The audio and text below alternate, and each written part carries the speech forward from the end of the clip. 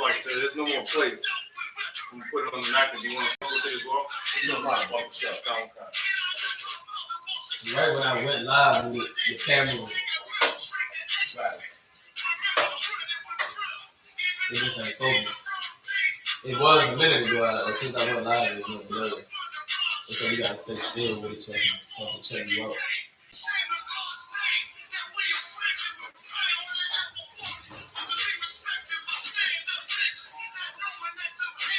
What's his brother's name in Puerto Rico again? I know when I see him. Puerto Rican. If he's on Facebook. Come on, concert. What? I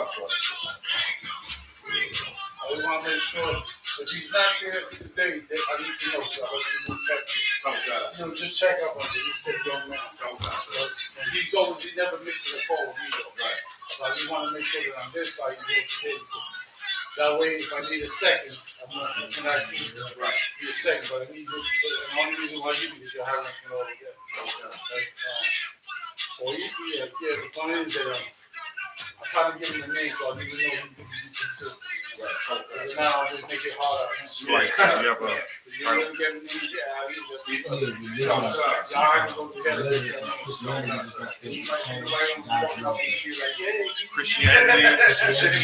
I'll take my name now. He seemed like he was definitely fighting though. The past 2 weeks he's been, for sure. He never missed a call. As a matter of fact, something that told me to remind me about that. So that at least I know, he on phone with me. Plus we need 2 more students. Right. So I'm trying to play. Rock and roll in Puerto Rico. Hey, as soon as you're done wearing that title down, we're going to go ahead and get right and then there's another one I was Nicaragua. He's not in my class. When the slavery permits, he got to be on there too. Okay, come on. As soon as he's done writing the title, we're going to go ahead and get started. So. I need me some of that pickle juice. A lot of you. You got me, you taking me back with that one. I ain't going to lie to you. You taking me back with that one. Hey, Shalom, sir, y'all want some Yeah, you're trying to be straight back with that one.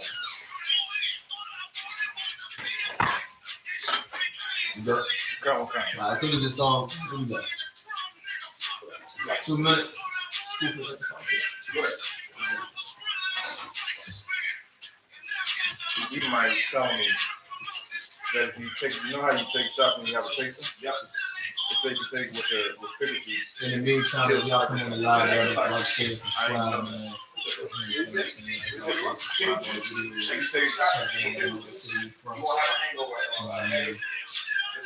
a natural source of electrolytes. It's like Gatorade, but natural. Okay, so you're saying I gotta take a shot with that? Yeah, now as you take a shot, chase it with pickle juice. Okay, but I don't know where it's wrong. No, you still get lit.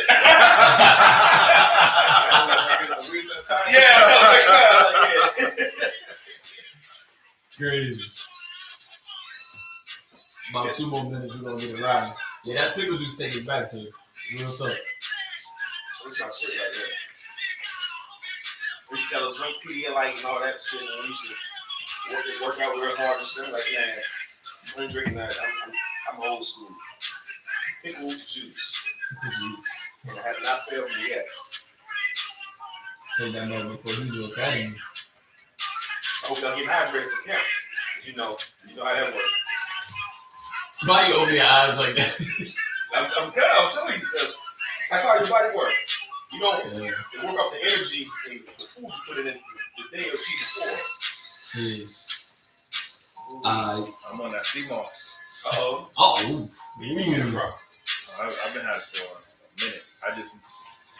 I had a stockpile. I just had it. Like, I'm going to use it. Yeah. And then I got 1 bottle and 2 bottles. I got 6 bottles.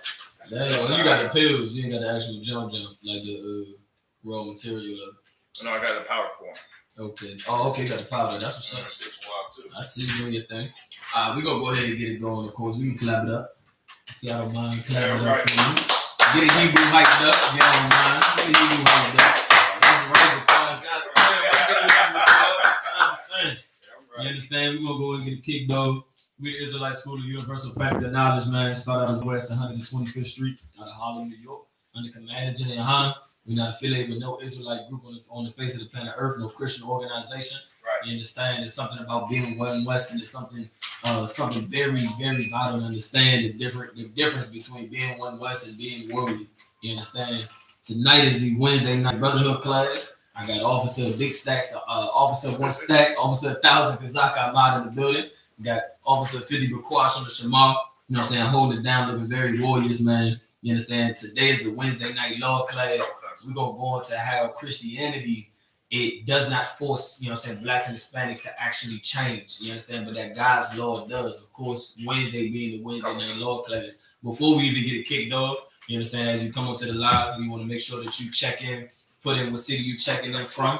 You understand? Y'all tune in, y'all like, y'all share. All the classes that got the I.S.U.P.K name tagged on it, y'all make sure y'all do that for me. You understand? Get this truth pushed out even more. You understand? But getting on to the topic, you understand? Because we're going to go into the day and simply have Christianity, religion in general. And you'll hear a lot of times at the I.S.U.P.K, we don't really care if you're Christian, Muslim, Buddhist, Catholic, whatever you want to call yourself. If it ain't the truth, it's all Christianity. It's all not authentic. You understand? It ain't got no truth to it. Can't hold no light. Don't hold no weight. What results has it changed? You know what I'm saying? With us. You understand what I'm saying? The water, sir. You understand? Once again, Salakia, Shalom, Yahweh, Shem, Yahshua, Barak, Thumb, to all the brothers on the live. Shalom, Yahshua, all the Thumb, Shem, Yahweh, shout out all the sisters as y'all tune in. Y'all make sure y'all share the classes. Y'all repost them. And you understand? We're going to get it popping. We're getting back onto the topic, right? So, Christianity and religion, you'll hear a lot of times that we just go ahead and tell you, like, religion has not forced us to change. And what I mean by hasn't forced us to change, not just particularly yourself, but as a nation, as a community, and as a people, how has it not forced us to change? Because once again, I said it before and I say it again, every single brother that's locked up, every single brother and sister that's destroyed, all of them were once Christian or religious in some sort. None of them actually had the truth and the spirit of this Bible, man. When Christ stepped onto the scene, he extended and expounded the law so much to give you the understanding of the law. The Christian church does not have the understanding, just like the Sadducees and Pharisees did not have the spirit and the embodiment of being brotherly. You understand? And being loving your brother, loving your people, and having a heart and having some compassion on your people, man. You understand? The Christian church done played with it so much, and religion just in general done played with it so much that you've been there. I'm talking about generations done been up in that Christian church, done been up in religious or believing that something that's not ours. Right. You understand, is going to influence them to do better. Right. I can't tell you how many people that we all know that in that church, you know what I'm saying, doing what it is they you know what I'm saying, been doing for years, paying their tithes, everything else and above, and they still the same person. You understand? They still the same thing, still doing the same thing, still destroyed. You understand? Still kissing our oppressors behind. You know what I'm saying? Still hating another brother. You understand? The whole 9 yards, and it's to the point where it needs to be spoken on. And that's one thing that we're going to do in I.S.U.P.K. We're going to make sure that it's spoken on regardless. You ain't got to like it, but once again, you got to look at the results. That's right. Every day, I'm going to always tell y'all to look at the results. When you actually embody the spirit of this law, you understand? And once again, it's from Genesis to Revelations. You got Old Testament Israelites and New Testament Israelites, and the Christian church teach this and teach that. Man, listen, the Bible is one spirit. The Bible is one spirit, the law is one spirit. And Christ came to show you, like, this is what the law means, man. And that the law is meant to change you. The Christian church has not used the law to change you. However, they've used it for the benefit to benefit them. Or to benefit our oppressor, while it's still narrowed down on ourselves. Right, me too. Yeah, it's a little bit. Yeah. Wow.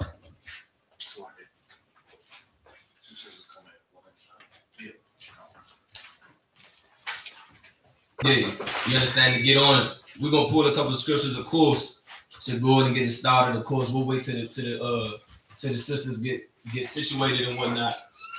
You understand? But we gotta understand, like, really what it is that religion does for us. You understand? Like, ain't no religious group can say that they've talked about the things that it is that destroys us, and how it is that you being Muslim or being Buddhist or being Christian joins you to our oppressor way before it joins you towards us. You understand? Being Buddhist and being Muslim and being, you know what I'm saying, Christian, going to the Christian church, putting your suit and tie on, looking very zesty and homosexual, it don't bring you closer to your people. However, it brings you closer to something that's going to be a snare. Right. It brings you closer to something that's not going to help you embody what it is that Christ was trying to embody. And once again, Christ was a real nigga. You understand what I'm saying? Excuse my language. You know what I'm saying? once again, you just gotta look at the results when Christ stepped on the scene, and he was showing you how to actually love a brother, and you know what I'm saying, be down for a brother. Right. You know what I'm saying, and not really be all about talk. Right. You know what I'm saying? Shalom to all the sisters walking in. Shalom. You know what I'm saying? Shalom to all the sisters walking in. You understand? Once again, just to catch y'all up, the topic of the class today is simply that Christianity does not force you to change. You understand? But that God laws does. But of course, when you get a chance, sorry, I know you're busy. We're gonna pull the scripture up in Psalms 19:7 when you get a chance. You just let me know when you got it, and we're gonna rip and run from there. We're gonna go to Psalms 19:7. You can write it on the board after when I'm breaking it down or whatever. You know what I'm saying? Once again, when y'all come on the chat, you know what I'm saying? Y'all just checking from where it is y'all checking in from. So, like it. This is Psalm chapter 19, verse 7. Mm-hmm. The law of the Lord is perfect, Mm-hmm. converting the soul. The law of the Lord is perfect, man. You understand? Ain't no blemish in it. You understand? You gotta understand how I like to call it gangster because it really means something. You understand? Like, this law is perfect. When it's telling you love your brother as your soul, when it's telling you not to sleep with your brother's wife, when it's telling you not to sell drugs to your people, when it's telling you not to abort your babies in the whole 9 yards, like, that's something that's absolutely beautiful and it's perfect. That's not something that can be taken lightly because you gotta understand everything else around you is forcing you to be against your husband. It's forcing you to be against your wife. It's forcing you to be against your people. It's forcing you to worry about yourself and not give a damn about your people. But the law of the Lord is absolutely perfect. Ain't no blemish in it. Ain't nothing that you can absolutely hate about it because all of it is in the spirit of bringing us together and making us a body, making us a whole. Right. You know what I'm saying? Up in here in America, we've been treated like straight trash and we the best thing on the face of this earth. We sing the best, dance the best, talk the best, got the best game in the world. You understand? Dress the best, do the best job, whatever it is you put us behind a computer, a table, a tree. Out of a tree, we'll make a clubhouse and the whole 9 yards. You understand? And it's a reason why it is that the Lord gave us these laws. It ain't nothing that's, magical or mystical about it. You understand? Keep reading. Read it from the top. Salagi. The law of the Lord is perfect, Mm-hmm. converting the soul. The testimony of the Lord is sure, making wise the simple. You know what I'm saying? Converting the soul. You understand? These laws is really meant to change you. Anybody that they came up in here, these laws and these teachings, that breakdowns and the understanding, it done changed you. It done made you a whole new person. That's the whole aspect of getting rid of the old you, so you're gonna become something completely new. So that people knew you back in the day, back in the hood, projects, whatever you come from, they not gonna look at you the same way. They're gonna look at you totally different. They're not gonna be able to call you and say the same things that they once said to you before. They're not gonna call you some loudmouth this. They're not gonna call you some ain't nothing ass brother. You know what I'm saying? The whole 9 yards, they're gonna be able to say something completely different about you. And that's what this law is supposed to do. However, the Christian church and religion, that does not, happen. How many people y'all know still in some type of religious group and you ain't seeing no difference in between them? They still doing the same thing they was doing back in high school, back in middle school, and the whole fourth on. You understand? They still doing the same thing. But the law is meant to convert your soul. It's meant to convert your spirit. It's meant to change you completely. That's what it means when you convert to these laws and convert your soul. Keep going. Verse 8. The statutes of the Lord are right. Nah, read it from the top. Verse 7. Mm-hmm. The law of the Lord is perfect, converting the soul. Mm-hmm. The testimony of the Lord is sure, making wise the simple. You understand? And that's one thing that in I.S.U.P.K, you'll hear us say a lot of times. Like, we got an old saying that go, don't be sure, but to go make sure. And these scriptures right here, they influence for you to go make sure. They influence for you to keep these laws, statute, commandment. They influence you to follow out that order. They influence you to continue to be a brother, to continue to be a sister, be a better husband, be a better wife, the whole 9 yards, and making wise even the simple. So even the simple-minded of us, and all of us were simple in the word, right? You want to, that's an old person, so you should have no problem talking about it, of course, like the brother said yesterday. But even the simple, you understand, is able to get this wisdom and able to understand it so long as they want to do better. So long as they want to do better, so long as they don't want to go through the same hell that it is they go through today, even they can understand what it is that these scriptures are saying in the embodiment of these scriptures. The Sadducees and Pharisees did not have the understanding.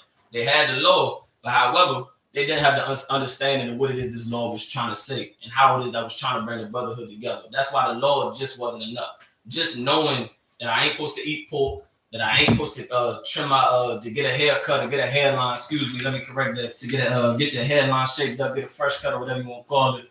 Just to know that you're not supposed to eat pork and not supposed to smoke and sell drugs and not abort your babies and be homosexual and commit adultery, this and all it. Just to know the law isn't enough, but to embody the spirit of that law and to embody it and actually put it into the way you move, that is what's going to bring it all together. It's not just enough to just talk a good game. That's what every other fake Israelite group do. That's the Christian church. That's TD Jakes. That's Faircon. That's the whole 9 yards. It's just really all talk a good game, but it ain't no results that's shown from it. It's plenty of children and sisters that done got molested. In the Christian church, we just seen a statistic not too long ago that is about, and then this was a couple months ago, so I can only imagine what the statistic is now. And this is, once again, only what we know about. You got to understand statistics. It's only what it is that's being talked about. It ain't nothing what about what's not being talked about. So you're talking about 60,000 plus sisters that's going missing.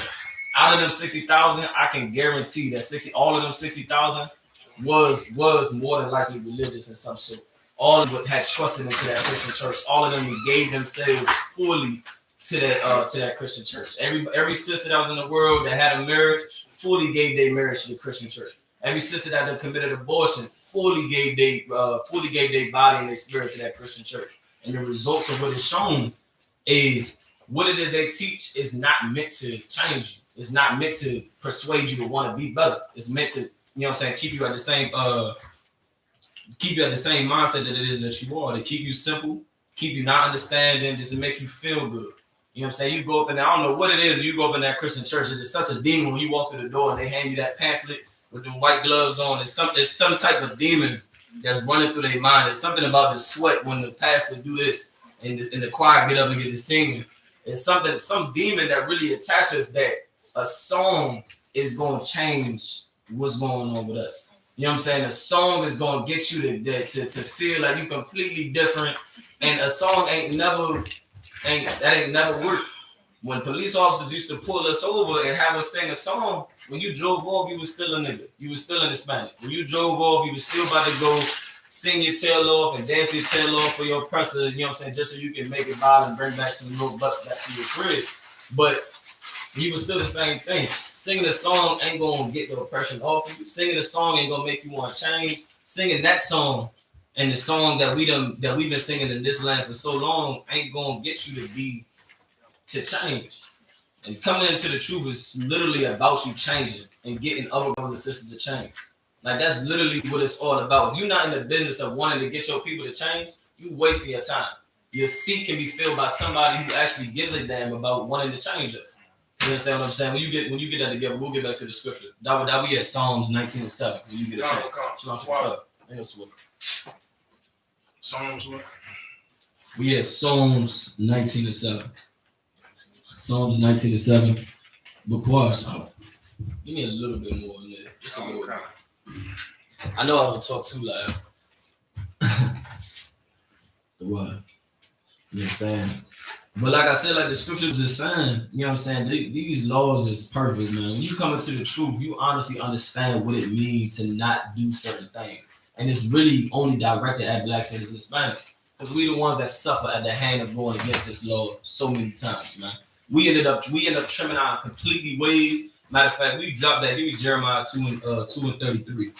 You understand? We'll completely change who it is that we are as a black man or Hispanic man. And because we not making it here, because we are so oppressed, because don't nobody, you know what I'm saying, regard the condition that we in, because we done became so insecure, sisters is insecure, brothers is acting feminine. You understand? The Christian church is completely feminine, just embodying everything that has to do with feminism and homosexuality. And embodying that, it ain't never going to get you to change how the Lord wants you to change. The Christian church gets you to change in something very, very evil, something that's very against the Lord, and the Lord not going to be with it. Let me know when you got that scripture.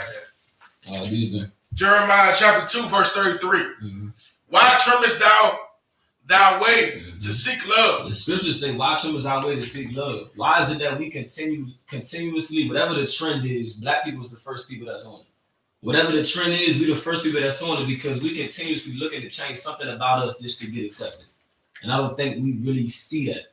Whatever the trend is, as soon as it hit the headlines, it hit the radio, it hit the schools, it hit the internet, whatever it might be, somebody, we completely want to change our entire wardrobe. You got about 10 trends in your closet from 2010 and 2000 and so forth on. About 10, 20 trends. and everything else and above, because you trying to change so much just to be accepted, rather be by your crowd, your crew, your people, whatever the case may be. But at the end of the day, we trim our ways and we'll call everybody else culture vultures, not understanding us continuing this and continuously change in a negative manner due to the Christian church, due to religion, due to thinking that because I'm 21 and above, I can do whatever we want. I understand that. I don't know who came up with it. For the life of me, I don't know who came up with it. When you 21 or 23, you're grown, you got to get out of my house. I don't know who came up with that, but when you hit a certain age, it's become such like some strategical thing that's just embodied in Black and Hispanics. I'm not really Hispanics. Hispanics will stay in the same house, 10 plus of them, until they die. And that's a beautiful thing. You understand, as far as staying together.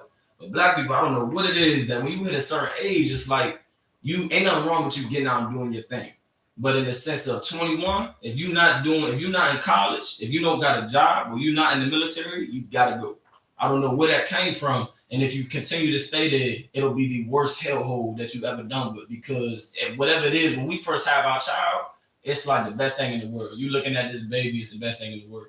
And every day after that, you just waiting for them to hit 18. And that's all due to religion. That's all due to Christianity. You can't wait. The day they born, it's like my baby, her name is this, his name is this. They walk in this, and every day after that, it's a goddamn shame that you just can't wait for them to hit 18. Go ahead. I'm gonna say what it is it comes from oppression. You know what I'm saying? Us having to take care of that child, for that amount of time while we barely taking care of ourselves. Mm-hmm. So when they're 18, that's why our people are so ready for them to get the hell out of the house. Mm-hmm. Because we don't gotta take care of you no more, because you're at an age where it's considered grown in society. Yeah. So you can take care of yourself. And I don't have to break my back to feed you and feed myself. You know what I'm saying? It's more of a selfish mentality. Yeah, you're absolutely right. It's definitely like a selfish mentality, because once again, ain't nothing wrong for you wanting your child to, grow up, become a man, become a young lady, get given to a man of the Lord and everything else and above. Ain't nothing wrong with wanting that for your child. But we, 99.9, like hand sanitizer, literally 99.9 of us have literally given our child to the world knowing they not ready for the world. You understand? And for the life of me, especially if you're not giving them what it is to be ready for, the reason why Black men has been taken out of the household ain't so much as that even the law wasn't put into the household, but the brotherhood behind it and the spirit behind it. It was one time frame, I've said it before, that I say grandparents and maybe some of our parents, like you get in trouble here, by the time you get home, you done got checked by 3 different neighbors in your same neighborhood that's telling you shouldn't be doing A, B, and C. But now, and within the last 5-10 years or even more, what I'm saying, sister get walked down the street, ain't no, making a home safe. It's some brother that's trying to go get right with the sister. It's some sister that's trying to look for some next move to do. You know what I'm saying? No, she ain't got no business being up. It was one time frame where we actually gave a damn about be home before the street light come on. And now, ain't no such thing as a street light come on. Ain't no such thing as a street light come home, you gotta be home. Ain't no such thing as that. Good. It's even got to the point where it's our culture to say, man, I ain't see nothing, or mind your business. That's their business. Let them do what they do. Yeah. We're gonna do what we do. And like you said, times past, it took a village to raise the village. Right. But now it's just everybody's on their own. And that's 100% fact. You brought out a heavy point, because like we'll literally say, man, look, I ain't got nothing to do with that. We'll see a crime being committed against our own, and we'll just say, man, I ain't got nothing to do with that. I ain't got nothing to do with that. That's their business. You know what I'm saying? I'm over here doing me, yada, yada, yada. But if you take every other nation, the moment something is done to them, all hell breaks loose. The moment somebody do something to one nail salon, some, Sue Young nail salon, all hell break loose. The moment somebody touch Lil Whitey, all hell break loose. They dropping bombs from the moon and the whole 9 break out. But the moment something happen to us, what's the first thing some Sambo behind the Negro say? Y'all know? He should have just been quiet. He shouldn't have just said something. He was probably doing this. He was probably doing that. It ain't nowhere in hell that he was just minding his business. And some cop trying to mess with him. And when nowhere in hell that the brother wasn't just trying to deliver some package and somebody that's in that neighborhood, which ain't no way that could have been. He had to have been doing something. And that's sadly to say, but that's the first thing. Some brothers and sisters that think they not some Sambo, You understand? Blackface behind black people. A lot of them don't think they think like this, but they do. You can say all day long that it's not this, but the spirit behind it is. And it all goes back to the fact of the thing that you look forward to give you whatever change and journey, New Year's, new what they call it, new resolution, some what they call it, a new what they call it, a new year, new me. That's some DMV, you know what I'm saying? Dang, new year, new me, New Year's resolution, something like that. Like the thing that you've regarded on to change you, you have the same New Year's resolution the next year, and the next year, and the next year, and the next year. And every month of that year, Sunday, you're going to church. And if you're not going to church, I've said it before, you do not have to go to church to be a Christian. You got that Bible app downloaded on your phone for every morning you wake up to get that Bible text that thinks that it goes with whatever you're going through. For the life of me, it don't make sense. That's something that will not change you. Sooner or later, you're going to turn that notification off. When I was in the world, I'll tell you something. I had that same Bible app. I'm going to tell you that right now. I had the same Bible app that sent the notification that said something about you are perfect. And I honestly believed that I was perfect. So like, you know what I'm saying? I honestly believe like, yeah, you know what? I am perfect. I am perfect. You know what I'm saying? Like, I honestly believe that. And it don't embody that for you to honestly change. And that's why Christ had to step on the scene. That's why Christ had to step on the scene. That's why the UPK in 69 had to step on the scene to show you that just knowing that you're not supposed to do something ain't enough. You got to full out be what it is that you're talking about. You can't just say, oh, yeah, I'm doing this, I'm doing that. I read Hebrew, Assyrian, and the ancient. I'm like that. No, that's not enough. That's not enough. You got to be able to show that in your spirit. You got to be able to show that in the way that you move. Your spirit and being in the way that you move. These laws, statutes, and commandments, Christ made them words jump off the page. Before, they was just on the page or a tablet, a stone, whatever you want to call it. Okay. But before, it was just on something, and it was being talked about. Christ stepped on the scene, the UPK stepped on the scene, and then you got to see them scriptures jump off the page. What it meant, what John 3:16 really meant, what it means to not be religious, and why it is that these records, it only fit us. You understand what I'm saying? We're going to pull another scripture. Matter of fact, you still got Jeremiah? Come. Read that from the top. Jeremiah chapter 2, verse 33. Why tremblest thou thy way to seek love? Mm-hmm. Therefore hast thou also taught the wicked ones thy ways. You understand? We also, in the midst of trembling our ways, we done taught them our ways. We done got behind a computer and made something glorious. We done got behind a clipper and will edge you up until you looking, sharp as ever. We done got behind a blunt and then, took over the drug business for you in the sense of getting it out there, spreading it out there more. We done taught them our way. We done taught them how to clean themselves. We done taught them how to nurse their babies. We done taught them how, that's on the good side in the sense. We done then taught them how to, how this is to destroy us more. In teaching them our ways, we basically taught them how to destroy us. When teaching them like, yeah, you know what? He is a light-skinned Negro. She does have this type of hair. You are from Southeast and I'm from, Northeast or whatever it is. You understand? Us teaching them how it is that we move, we was really just teaching them how to destroy us. And us teaching them, I don't know what it is with some sisters. I don't know if it's a difference, but getting some Brazilian from getting some Peruvian, we done taught them that one is better than the other instead of understanding, like, you understand, the hair that goes out of your scalp is what it is that's, we share that. That's something that is our family. That's something that's us. And we done got so confused at Christianity to where some of us honestly think that we changed and nothing about you changed. And it sucks to say, once again, this is why people don't like the I.S.U.P.K, because the truth, it does hurt. You don't want to hear the truth. You don't want to hear that. I understand the last 5 years, you've dedicated yourself to this change.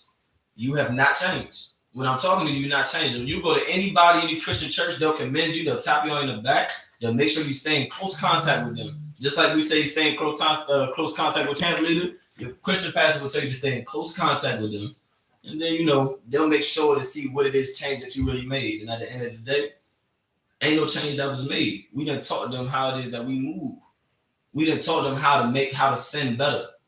We done taught them other devices to use against ourselves. all because of the oppression, all because of the Christian church, all because of religion, and not actually understanding these laws and what it is, the spirit of the laws. We're gonna get another scripture. Y'all give me 1 second, bear with me. No, I don't want that. Yeah, give me Romans 8 and 7. We're gonna go to Romans 8 and 7 and understanding like how we trimmed our ways, we trimmed it in such a lustful way, such a fleshly way to feed our flesh. You understand? I want you to understand getting them new J's is in hopes of getting this bad broad or whatever you want to call it is definitely feeding your lust. Your lust. You understand? Getting that fresh cut is definitely feeding your lust. You understand? Don't be so much to think that lust is more so, or being carnal is more so just not what some of these fake Israelites think when they hear about lust. Like you honestly overdoing, not understanding like the basis of having a carnal mind. You having a carnal mind, you're not for the law, statute, and commandment. Straight up and down. Because the law, statute, and commandment does not embody you being lustful. Does not embody you being about your flesh and pleasing your goddamn self.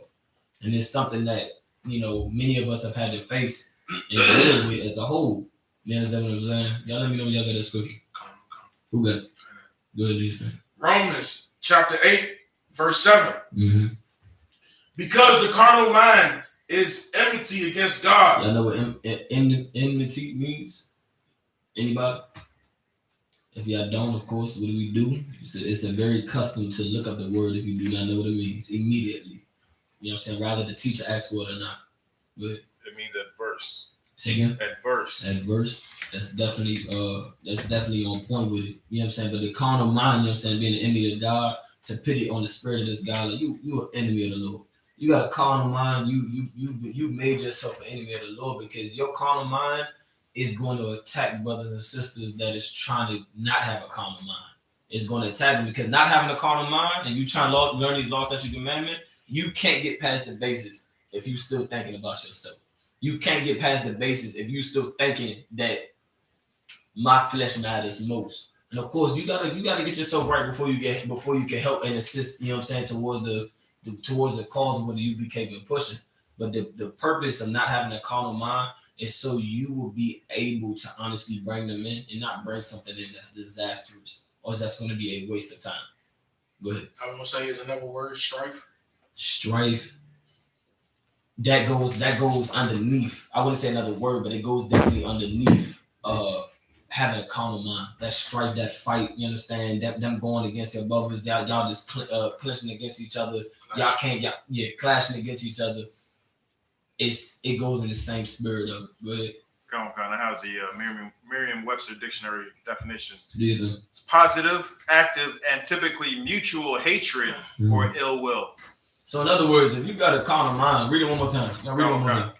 It's positive, active, and typically mutual hatred or ill will. You understand? It's a mutual hatred. You got that carnal mind. You got that fleshly, that lustful thing to just, I gotta say something. I just gotta put my 2 cents in. I just gotta do this. I just have to do this. Whatever it is that's telling you that, okay, maybe this one time it's okay to do, whatever the case may be. You against God. Read the scripture from the top, double dog. Romans 8 and chapter 8, verse 7. Mm-hmm. Because the carnal mind is enmity against God, for it is not subject to the law of God. Hey, matter of fact, double dog, skip me a 1 verse. 6. Yeah. Verse 6. For to be carnally minded is death. Well, there you have it. When you feed in your lust, and that's one thing I love about these words right here. These words right here is so straightforward. They ain't got nothing in between for you to sit here and, you know what I'm saying, not understand the spirit of the Bible. Only Christianity and religion will help you think that it is whatever you want it to be. You have your own understanding. My father used to, just a quick sidebar, my father used to say something like, you have your own mind to think as yourself. That the scriptures literally say not to lean to your own understanding. So I don't give a damn how many children you have. All of their minds are to be on one accord. All of their minds are to be, you understand, on one goal at the end of, you know, whatever it is they're trying to get. But all one spirit of brotherhood. All one spirit of loving the Lord and loving your brother as you love yourself.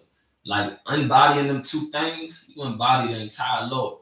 And the Christian church absolutely does not. You understand? Read on. But to be spiritually minded is life and peace. But to be spiritually minded is life and peace. Now, we in the book of Romans. This is the New Testament, of course. You talking about after the law was already established. You got to understand, like, this is, as you've heard us say, all of y'all have heard us say that this is a warfare, that life is warfare. That this is spiritual war that we're going through. Like, yeah, it's a physical thing that's harming us physically, but all of the physical damage that has to do with us, all of the deaths that is in crimes that's committed against us, it all has to go against that spirituality.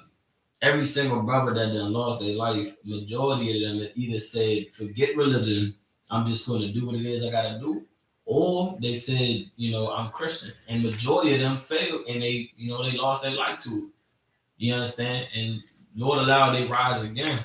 But you got to understand like how vital it is to understand that having a carnal mind and a lustful mind, you against the law, statute, commandment, and it's only going to bring you death. I think that's in Romans 6:23. I think. You understand? That sin only bring you death, something like that. For the wages of sin is death. For the wages of sin is death. Yeah, I think that's Romans 6:23. You understand? That you can read it if you got it. It's Romans 6:23. Mm-hmm. For the wages of sin is death, but the gift of God is eternal life. You understand? Go ahead. Through Yahawashi Christ our Lord. Through Yahawashi Christ our Lord. You understand? Go ahead. Got a question. Okay, so the Bible does speak about reincarnation, but where do you go when you die before you reincarnate?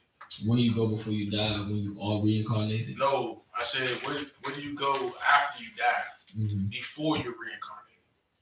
Well, regardless, when you die, your body is in the dirt. That joint is 6 feet deep. Your actual flesh, your flesh is no more. The flesh is gone. You can forget about the person you looked at when you look in the mirror. That's number one. Number two is your spirit does go to the Lord. You do have to face him. This is something that you will not remember. This is in the scriptures. If anybody can grab that for me, that's in the scriptures. Of course, that this is not something you're going to remember. You know what I'm saying? When the Lord does bring your spirit back down here. But however, when you die, your body is in the dirt. You can forget about that. Your spirit does go back up to the Lord. Now, it's up to the Lord when he sends you back down, whatever the case may be. But that is up to the Lord. But that reincarnation, as you understand, one thing like the man, and there's nothing new under the sun, that's talking about, that's a reincarnation scripture for you. You understand that you, when you come back, there's nothing new under the sun. Every man that I'm looking at you, you looking at me, we both done been here before. You understand? We both done been here before in some type of different flesh. And how vital it is for you to understand this law. And the question that you just asked is literally you understanding this law right now is going to help when you come back and everything that you left behind when you die is going to be based off of you took the step to say enough is enough. I'm going to get down with the truth. Because if you died on the streets, if you died selling drugs, if you died smoking crack and you died smoking weed or you died in the Christian church, when you come back, what do you think you're going to be at? You're going to be right back in the condition that blacks and Hispanics is in. Being in here means when you do die, you understand reincarnation. When you do come back, you're not coming back as a bird. You're not coming back as Tweety Bird. You're not coming back as, some mouse. You're not coming back as a fly. You're not coming back as a cloud that just goes through the sky. You're coming back as a human being. You're coming back in the same thing that is what you believe that you leave behind. Once again, if y'all got a scripture, y'all can bring it up. You know what I'm saying? And I'll bring it on for you. You know what I'm saying? Until that brother get that scripture, do you got Romans 8 and 7? Do you know? Once again, if y'all got any questions, go ahead. So we gotta die. Like I'm saying, like you gotta die for what? Huh? You have to die for what? Like I don't know how to say it. Like yeah, can we? Do your best to explain it, and I'll. Like, do we have to die? Like, I don't know when they say like our days are numbered, whatever. But I'm saying like you said, this basically being the truth, and we do die. When we come back, we'll still be like in the truth. Being in here means when you die, understand the reincarnation, right? You will die and you will come back. But being in here, sitting in these chairs, filling up these chairs, coming in here, paying your tithes, you understand, actually giving a damn about blacks and Hispanics means that when you do come back, you don't want to be in the same condition. And it's more so, it's good that you want to taste the kingdom of heaven. That's a great thing. You'll be back for it. It might happen in your lifetime, whatever. But it's more so the unselfish thing is like, I don't want my children to go through what we go through. I don't want my children to wake up at 5 in the morning, 6 in the morning to go work 12-hour shifts. I don't want my children and their children and so forth on to continue the same path. Esau understand it. Every nation understand that if you don't know how to fix your history, if you don't know the history in the first place, you are going to repeat it. And that's something that we continuously repeated. We think because the chains was taken off of our ankles and off of our necks that we out of slavery. But that's not the case at all. The whole purpose that we here is to get out of slavery. Everybody that's not here still has them same chains on them. Everybody that's not here still has them same ties on them and being on a plantation. You'll hear me say it all the time. Go ahead. No, that's what I'm saying. Right. So we in here, we doing everything we supposed to do. Right. And we still gonna die, come back. And then what are we doing? Like, now what are we doing? Like, we're doing everything we supposed to. We still gonna die some type of way and come back, and then what? When you come back, Lord allow, you understand, when you come back that the conditions have been completely changed. I hope whenever it is that I go, that Christ then came back and already set it straight. So, you know, if I come back, I'm right in there in a lineage. I'm probably about to take over this land or that land. The whole purpose, once again, of you being in here is to end that, to say enough is enough. If you didn't come in here, it would be up to your daughter, up to your son to be like, okay, enough is enough. And if they didn't come in here, it would be up to them, the Lord alive. So you being in here, it's you putting in an application to the Lord that I want this to stop. I want this oppression to stop. Like the scriptures talk about how our streets is going to be paved with gold. The scriptures talk about how it is that our oppressor one day is going to be in chains and they're going to be cut off from this earth. The scriptures talk about them type of things, but in order for any of that to happen, it has to start with you filling up your seats. It has to start with you checking it online. It has to start with the type of thing. It has to start with you actually giving a damn. However, General Muhammad broke it down very well. Majority of us hard-headed. Majority of us have to be taught the hard way. That's what it is. So when you coming back, you being here, you doing the right thing, like that's good enough. You just always want to keep it in the back of your mind. The Lord could have been go ahead and took you out. You, me, everybody in here. The fact that you still here, that has to be putting yourself like, all right, you might, you know what I'm saying, fall off, you might trim, you know what I'm saying, you might fall off, the case may be, but the Lord, you still here. So being that you still here, you should show some type of gracefulness and you should show some type of obedience that, okay, I want this to end. It's good and all to want the kingdom. You being here says enough that you want the kingdom. You may not see it in the flesh that you are in. I may not see it in the flesh that I'm in. But it's about putting in the application to one day, it will be to an end. And it will happen. That's the whole point of you being here. But it starts off with that application. It may not be you. The cold-hearted truth is, it may not be me. It may not be Bakwash. It may not be Kazak. It may not be Dawada. It may not be you sisters. However, Lord allow it to be our children. Lord allow it to be their children. Or even well before. Lord allow. But without putting that application, it's just going to continue to happen. So that's why you're here. You're here to change yourself. You're here to raise your children accordingly. You're here to grab whatever sister you can grab, whatever brother you can grab. You're here to push the truth and to change yourself. Make yourself a better wife. Make yourself a better sister. Make yourself, you know what I'm saying, better according to this law. To separate yourself from Christianity and religion and the whole 9 yards. But without doing that, that's step 1. Step 2 is everything after. But step 1, you got to at least have the drive to want to get down with it. If you don't want to get down with it, it's really no purpose. Like all of us, we got brothers that's been going to the Passover forever. You got Moses that ain't even make it into it. Like he's Moses. He done did whatever Moses done did. I think we all know. But once again, your seat is not promised. Just because you sitting here, your seat is not promised. But you coming in here, you showing the Lord that, look, I want it to be promised. I want to get my children in here. I want to make sure that Black and Hispanics do not get cut off from being a nation. Because everybody else is against us being a nation. Everybody else is against you being here. You have everything in the world that is stopping you from being here. Everything. General Muhammad said it the other day. I'll paraphrase it because I don't want to get his words wrong. But like Officer Williams said it yesterday.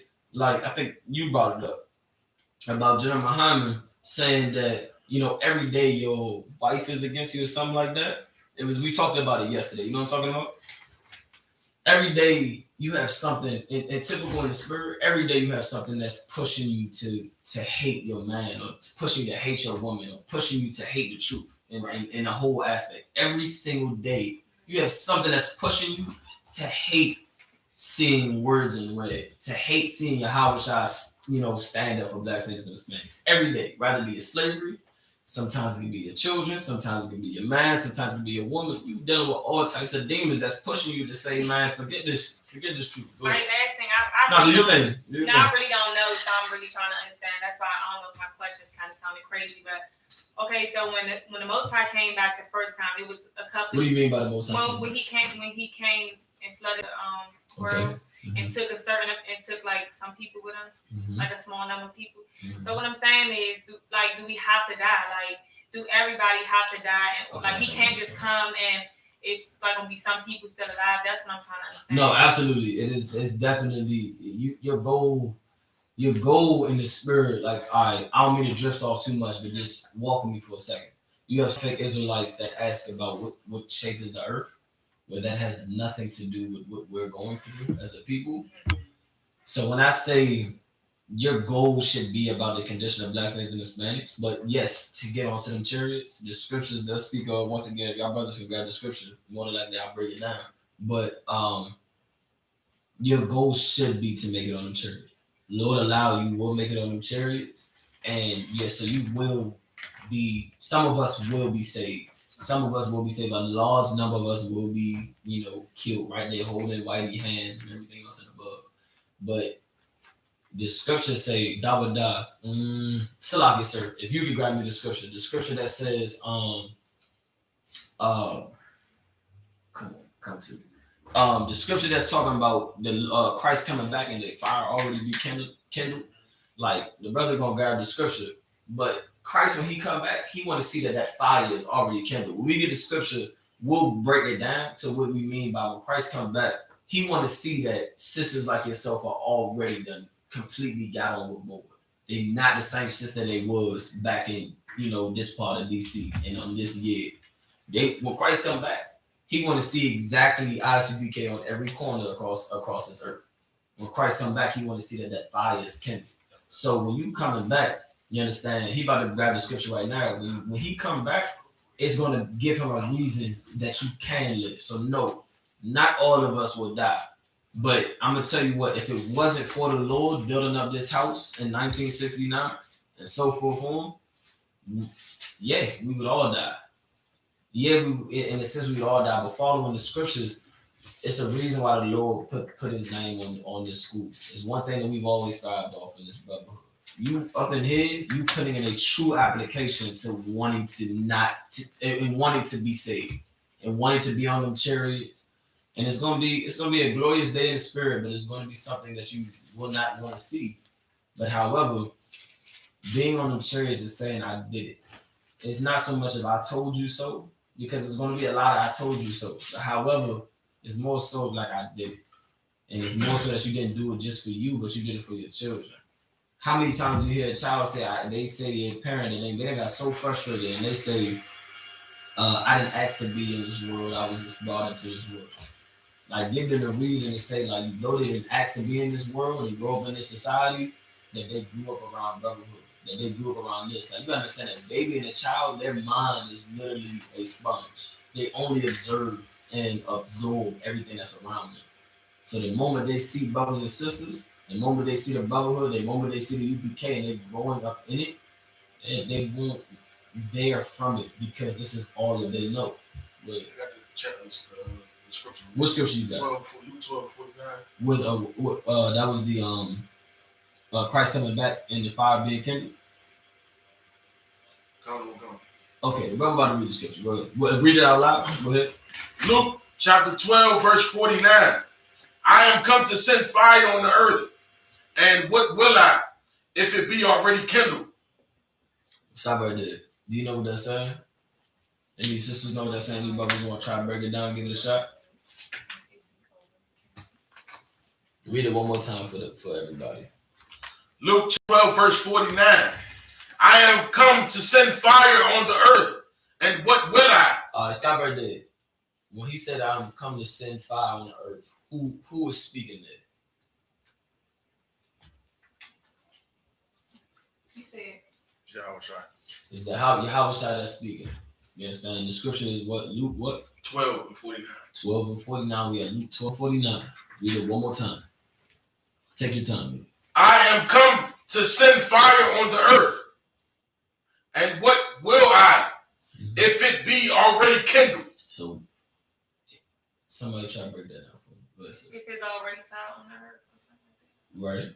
Anybody else? If the destruction is already started.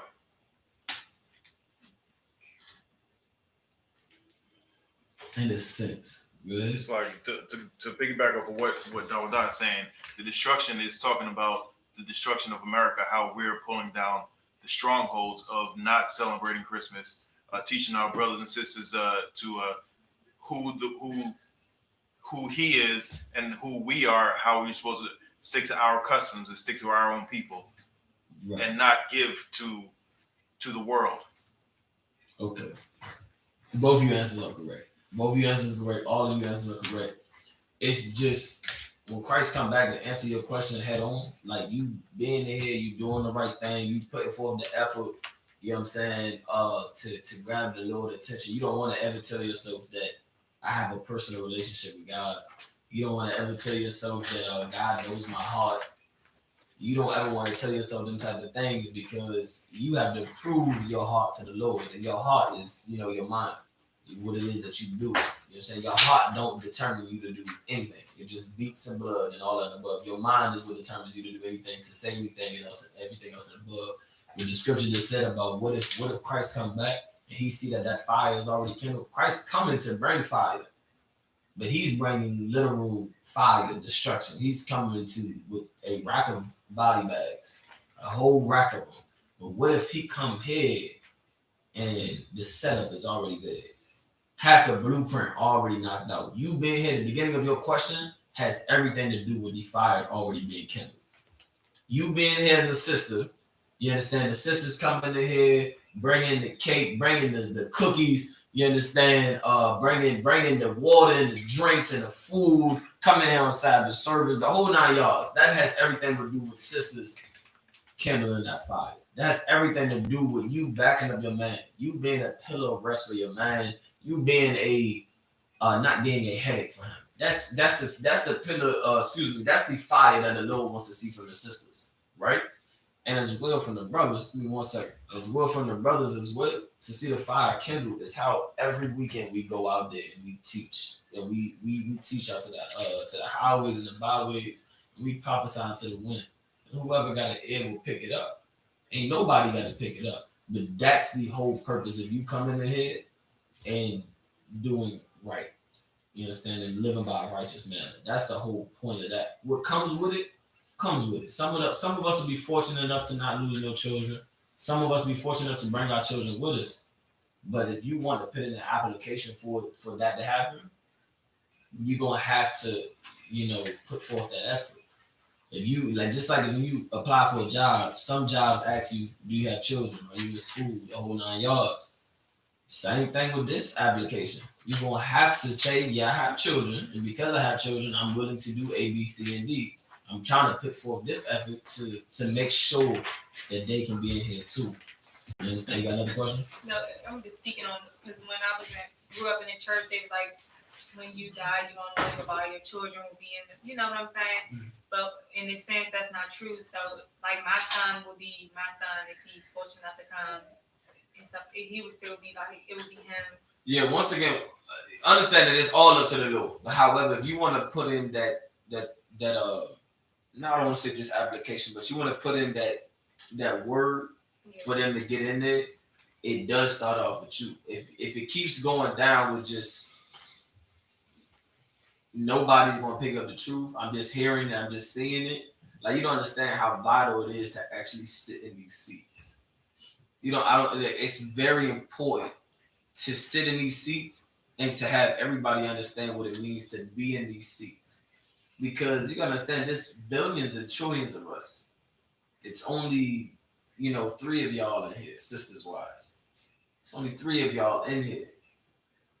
That's something that has to be taken very, very seriously. That's something that's telling the Lord, okay, maybe I should peek at this and take a look at it and see what it is that they're doing. And it'll influence you to actually want to have your children make it into the kingdom. However, some way, shape or form, it'll happen because Christ is going to come back. Christ is going to bathe the streets of America in blood. It is going to happen. But however, if you want you and yourself to be a part of that bloodbath, because it's going to be a bloodbath. The scriptures say that the blood is going to be filled up to the horse's neck, to the neck of a horse. If you've ever seen a horse is very tall, and the blood is going to be filled up to this. It's not going to be something you really want to see. If you truly care about that, you're going to continue to come in here, rather than you dying just so your son can make it, or just so your daughter can make it. Go ahead. Come on, I have you got scripture? a couple of precepts for Pull them. for the for resurrection, and I also have a precept for what you're just saying right now. Give me the one I was just saying right now. Come on.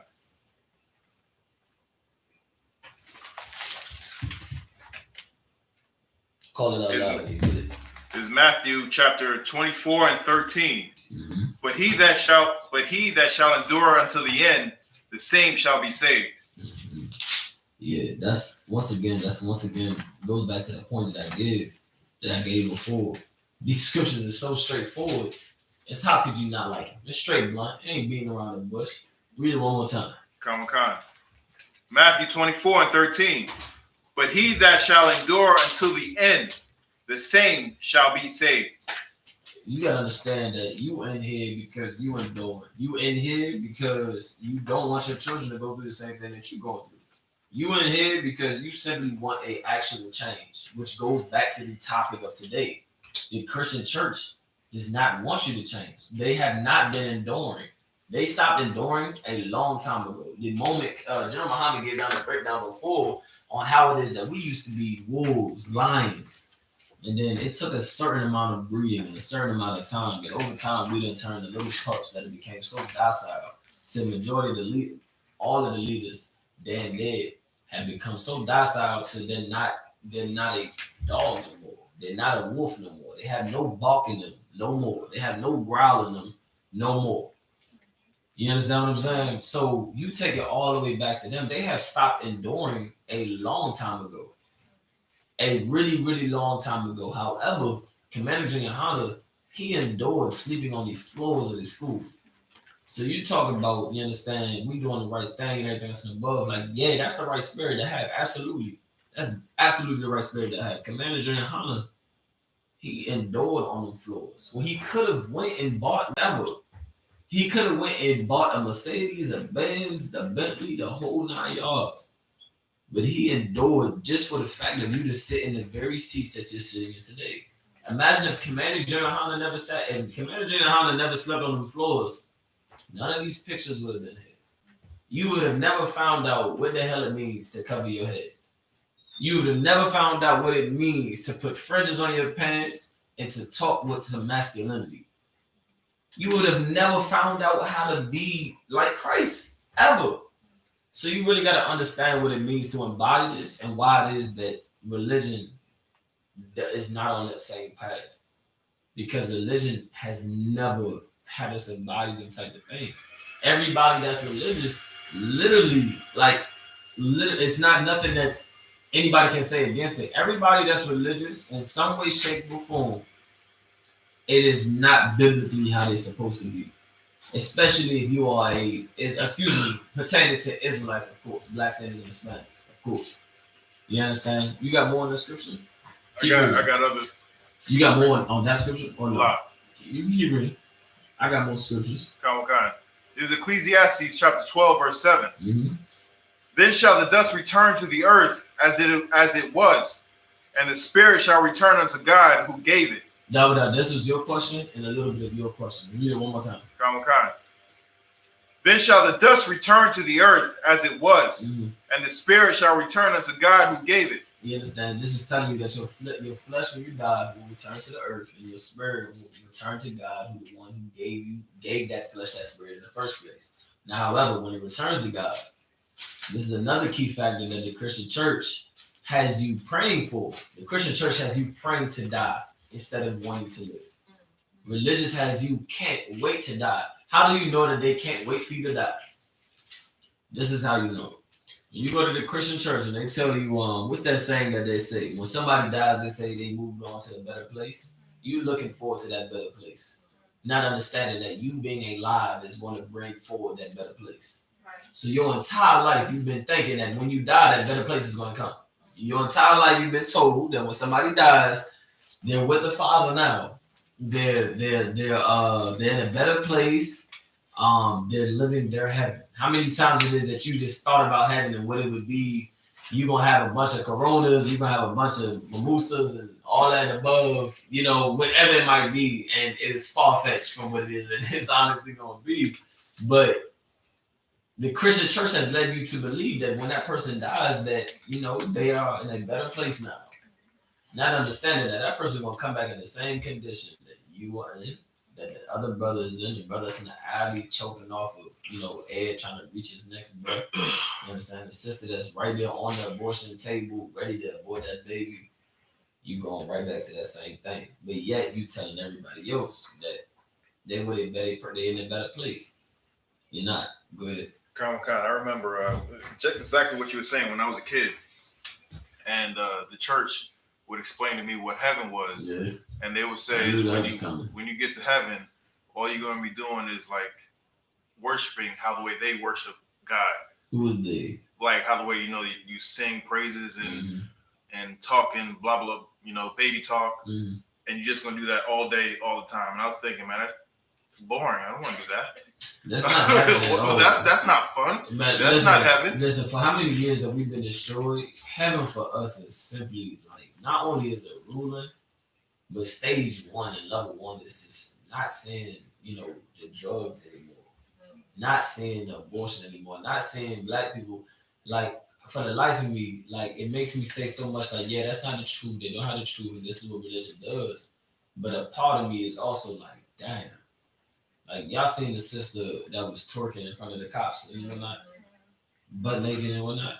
Like, it bring a laugh, but it also make you think like, damn, that's really because of religion. That's like, that sister ain't had no father. She did have a father. That father was somebody that was destroyed as well. And that's our people. Like, you gotta imagine if that sister was your woman and she doing that. You gotta imagine if that sister was your sister, your mother doing that, or your daughter. That's something that is such a burden to handle. It's such a burden to handle that you do not want to go through, and it trembles my spirit because that's how destroyed we are because of religion, because of the culture of America, which is based off of religion. We just think that, okay, I'm twerking for black people's rights, and I'm doing it because it means something. I'm doing it because of black people's rights means something. And understanding those rights that you trying to get was given to you by your oppressor. What about the rights that was given to you by the Lord? Them rights don't matter at all.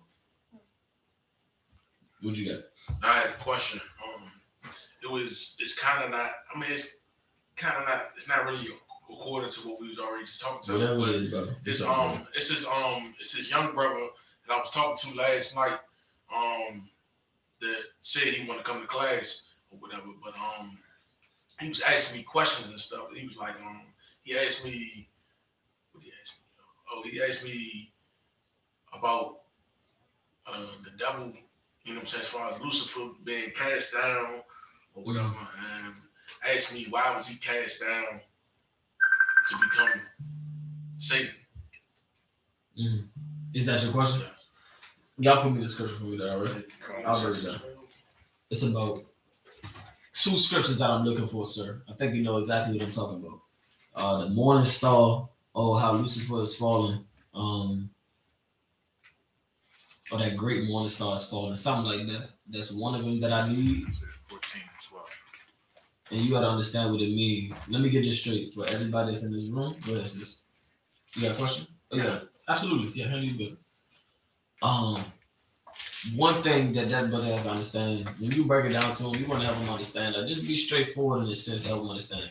Ain't no red man with horns and a tail and a fiery underland that's called hell that's worse than what we going through. Imagine your boy telling you about, the devil with horns and all this and above, trying to figure out what the devil is. And you are a brother that just lost his job and do nothing wrong, but simply care about black people. You a brother that got 3 kids, working 3 jobs, and got no whip, taking the bus, taking the train, gotta walk.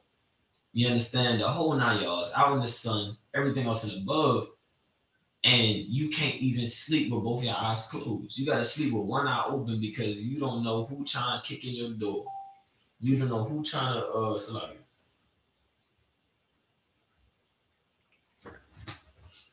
You don't know who it is that's trying to kick in your door. You don't know who it is that's trying to infiltrate your family. So you can't even sleep with both eyes open. And you mean to tell me that there's some hell that's worse than that? I know a couple brothers, if not every brother, would choose the fire that it is that red devil with a horn, just like them cartoons depict, with the horns and the pitchfork and the tail and the fiery underland. I think every one of us would choose the fire.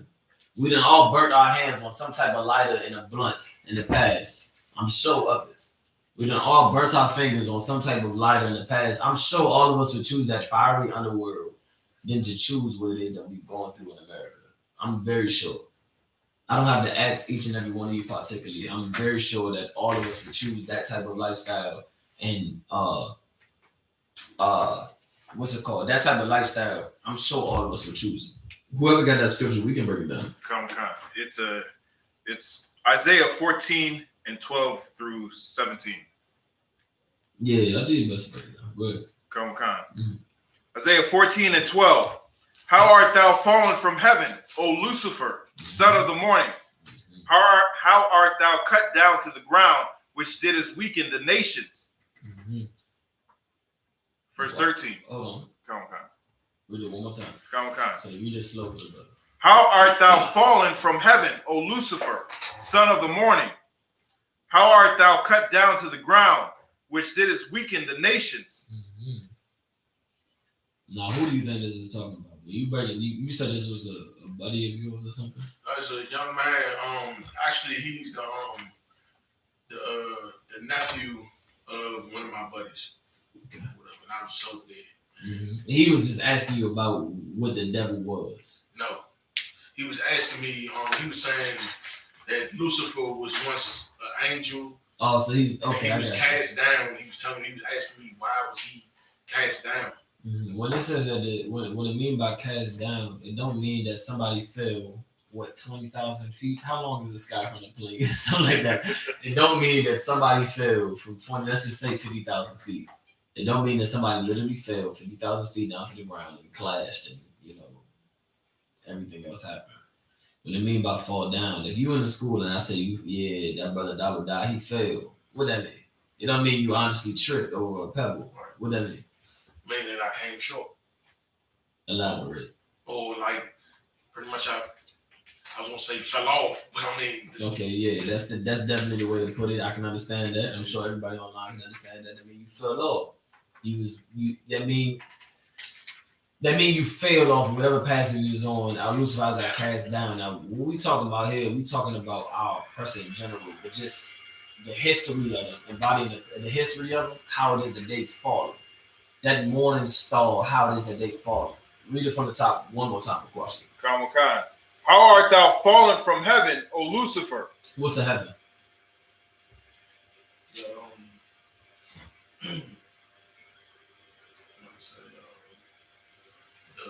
Whatever you got. Firmament.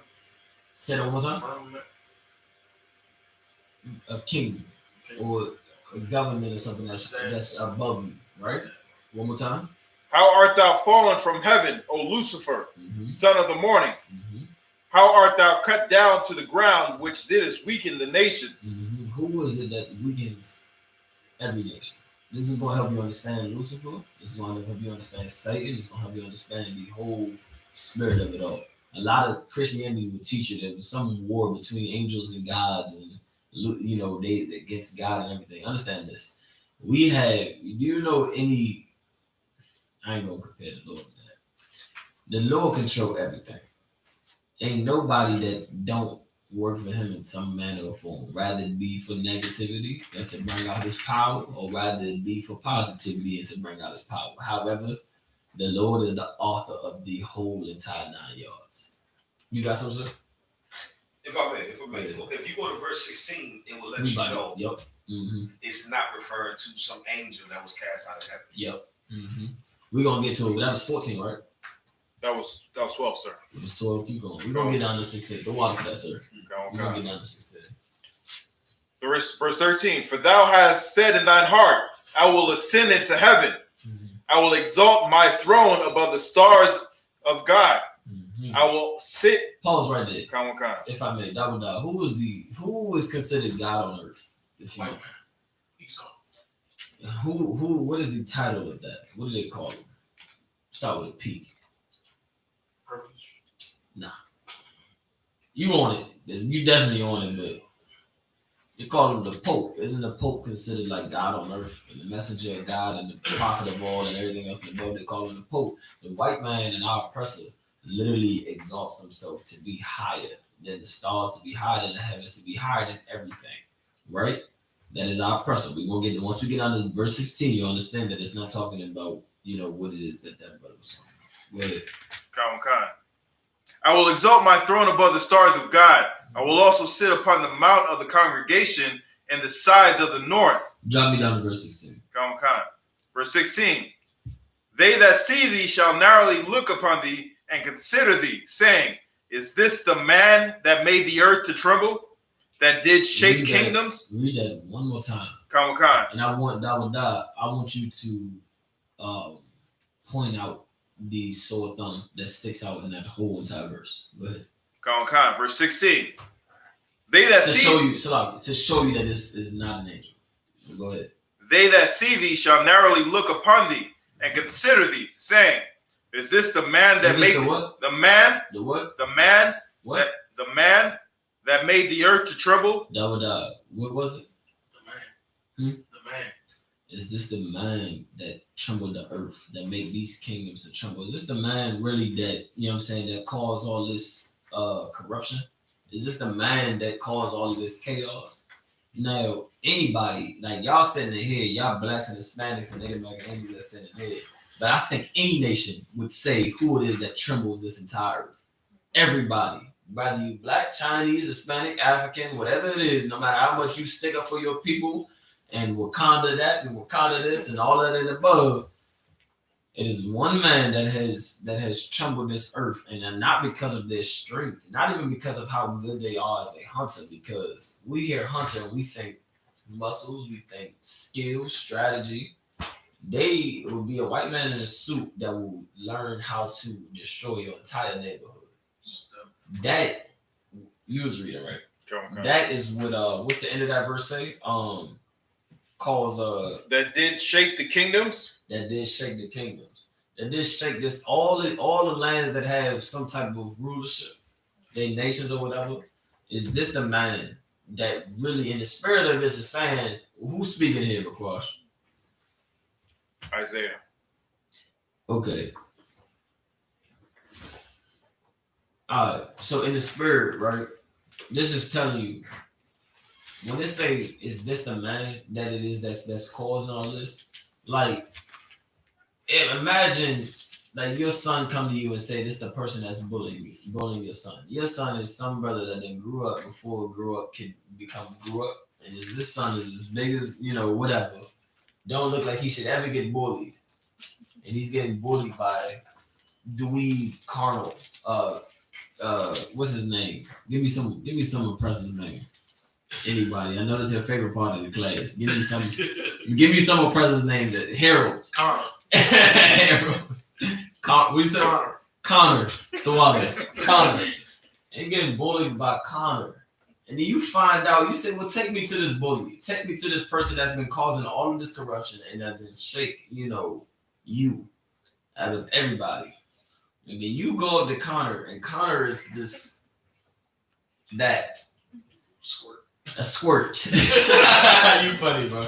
You understand? A squirt. You know what I'm saying? A dweeb. You know what I'm saying? Somebody that's just like, how in the world is this causing all of this corruption? And that's the spirit of the scripture. And we understanding this law. When you understand this law, it's like, how in the hell is our oppressor have their knee on our neck the way they have our knee on our neck? When you watch the videos and you see them police officers have their knee on our neck, and once again, we're not advocating that you go and steal off on any police officer and anything else and above. But when you see it, it's more so like, how does this weak thing overpower such a brother, overpower such a sister? When you see them videos and you see the report come out, it's like, how? You got a brother that has been working out his entire life as a full-grown man, talk like a man, masculine and everything, but then you find a video, he's running from the bullet. And he really not so much running from the bullet, but from the man that's shooting the bullet. And it's some dweeb that just is such a coward. And you put in a position to not pull that trigger if you don't have to pull that trigger. But every time you pull that trigger, the scriptures say, read it one more time so you can understand it. Come on. They that see thee shall narrowly look upon thee and consider thee, saying, is this the man that made the earth to tremble, that did shake kingdoms? Mm-hmm. Verse 17, that made the world as a wilderness, and destroyed the cities thereof, that opened not the house of his prisoners. If we keep going, it's just going to tell you more and more about this man, once again, that trembles these kingdoms, that just utterly, you know what I'm saying, messes us up and destroys us. Our oppressor has no type of regards for the lives of us, ever. So if you want to break it down to understand as far as the Lucifer and the morning star and understanding who this devil is and understanding who this person is, you just directly understanding verse 16, that this is a man, that this isn't, you know, some mystical creature that they'll never see. This is something that the scriptures say they see this man. Go ahead. I'm gonna ask you another question. Okay. So what was the can you explain? Can you break down the war in heaven? It's supposed to be the war in heaven in Revelations 12 and 7. Break out the scripture that you got, and then we'll break it down. You want one question? Yeah, do you think? So the scripture, when they look upon them, and ask, you know, is this the man? Is this referring to when Christ actually returns, that this is gonna take place? Salakia. Read it one more time. This is in Isaiah, right? Come on. Read it one more time. They that see thee shall narrowly look upon thee and consider thee, saying, is this the man that made the earth to tremble, that did shake the kingdoms? If I'm correct, yes. But however, this man isn't just somebody that's popped up on the earth. Once again, that is a scripture that I would bring up definitely to Captain Mashaka, brother that's above me, because I don't want to ever veer off and teach you something that I don't completely know in that sense. But in understanding, yes, like this man ain't just somebody that just popped up off the earth. There's a progenitor of the race of Esau, which is, you know, Esau. There's a progenitor of that. So in a sense, yes, when it comes to the, what's the word I want to use? Wickedness. When it comes to the wickedness and the oppression of this race of people, yes, this is talking about that. Salaam, sir. If I may, when you go back to verse 13, it'll let you know this is referred to now and the past tense. And this is why it's saying our children, we're going to look back after all is said and done and see how weak they are and how easy it was for Christ to be strong. And we're going to say, is this the man? Also, when we first learned the truth, you look like, yo, is this the man that I used to believe this was Christ? I used to believe this homosexual Caesar Borgia was my savior. Right. So it's double in a sense, but it's mainly, it is referring, like I said, after Christ gave him. Come together. And if I may piggyback on what he said, like it's trifold. So when he said mean by this, it's like trifold. So when we look back on it, and even when you come into the truth, you during that season goes in, understanding one, he was, homosexual. Understanding that one, like this person is weak, this person, has no type of morality about him regarding us. You'll look back and you'll look and say, well, damn, how is it that this person was able to completely almost destroy it? If it wasn't for the Lord, we would be destroyed because their craftiness is crafty. They're very swift with that sword. They're very cunning. They're very much a hunter. However, that is exactly what it is that scripture is bringing out. That it is referring to as such. You understand what I'm saying? Is there any more on that question you guys sis? You sure? All right, that's one. Give me Psalm 53 and more. Okay. You understand? The brother gonna get some more, and just to get back more on topic. You understand? But understanding that Christianity, it ain't never influenced us to want to change ever. It ain't never made you want to do better. I remember being in the Christian church, and I would go in there and I would tell myself, you know what, I'm gonna stop cussing. I don't know. It would be certain little things that I would give myself. I would say I would not cuss, and in the middle of the prayer, I cuss. It would just be something, you know what I'm saying, that you would tell yourself in the Christian church, but something about the spirit, you gotta understand how much of a spiritual warfare it is. That everybody you come in contact to, everything that you know what I'm saying, think about, the whole nine yards is like a warfare of spirits just telling you to do this or do that or do this or do that or think this or think that or understand this or understand that. And it got to a point like where you done came up with so much of what you understand to the point where in spirit there really is no God. And that's really every Christian pastor. They done got so much leaned onto their understanding that it's so much as you can say that it's not, they don't believe in a God. Because the God of the Bible is right in front of them. They're not reading out of any different book. It's in the King James Version, 1611. They're not reading out of anything different. But however, something tells them, this is what this is saying, and so much on to the point where you don't really believe in God. You don't really believe that, the Lord would punish you. You don't believe that he would do that. You don't believe that he would take your child from you. You don't believe that he'll turn your wives against you. You don't believe that he'll be a father. You don't believe it. You got the scripture? What do you got? Psalms 53 and 1. Psalms 53 and 1. The fool has said in his heart, there is no God. The what? There is no God. Nah, the fool what? The fool has said in his heart, there is no God. The fool has said in his heart, there is no God. We're not talking about what you're saying out of your mouth, but your heart. What are we referring to when the scripture say your heart? Your mind, right? So the scripture is referring to your mind. So your mind has already told to himself there is no God. How do you say that if you're in a position of leadership and your heart, meaning your mind, is saying there's no God? These ain't we talking about your mouth, because your mouth say whatever, right? We talking about your mind. There's no God. What does that mean? How do you show that with your mind that you really not saying that the God of the Bible that you're reading about, you really don't believe in? You really just all talk, but you not really believe in. How has that been shown for 400 plus years? Because you do what you want, you don't follow the laws. You do what you want. You don't follow the law, statutes, and commandments. That's right onto the T. You understand? But just to give some examples, like not only do you do what you want, but in a carnal mindset, you feed your lust. You feed what it is that's convenient to you. And how many times it is that somebody only hits you up when it's convenient to them? How many times does somebody only, regard you when it's convenient to them, and them not understanding that they don't know what's best for themselves? They think they're hitting you up when it's convenient to them, but it's not really convenient to them. If it ain't in the spirit of these laws, how could it be convenient to you? When we read or we pulled the scripture in Romans 6 and 23, where it said, you understand that the wages of sin is death. So what it is that you feel is convenient to you is in the spirit, it may be some type of sin, and it may lead to your death. Every brother that sell drugs or that smoke drugs, how do they die? in that same type of field.